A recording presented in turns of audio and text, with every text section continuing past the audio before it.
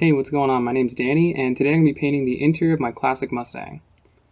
I have a 1965 Ford Mustang. It's painted silver blue, and the interior has always been blue, but I've always wanted a black interior. While I have all the wiring out because I plan to rewire the car, I'm going to go ahead and change that to black. So today I'm just going to be painting the front dashboard, the doors, and then the rear panels.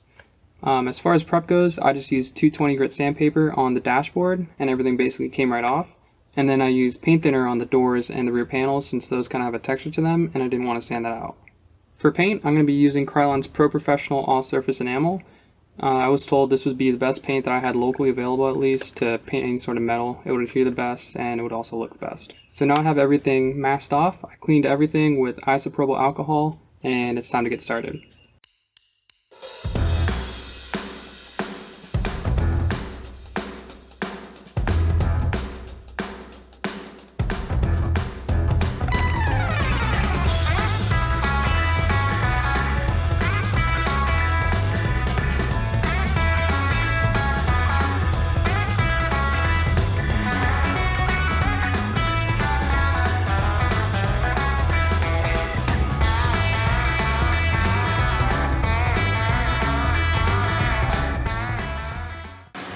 Alright, so it's been about a day. I came back.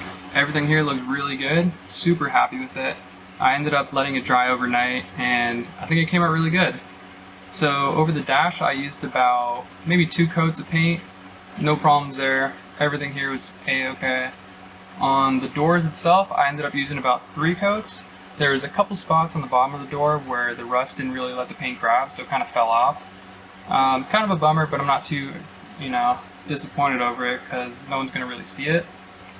The back door panels, on the other hand, ended up kind of being botched. I kind of messed it up. Probably going to have to sand it down and repaint it, but I don't really mind too much because I can get a new set for pretty cheap. The steering shaft ended up turning out really good. It's still drying, but ended up taking just 1 coat of paint, touched up a little bit here and there, and overall no problems at all. The project ended up costing me about $16 all said and done. I definitely got my money's worth, I feel like. And I think once the new wiring is in and all the interior trim is back in here, it's going to look really good. Overall, really excited and hope you continue to see the journey. Thanks for watching.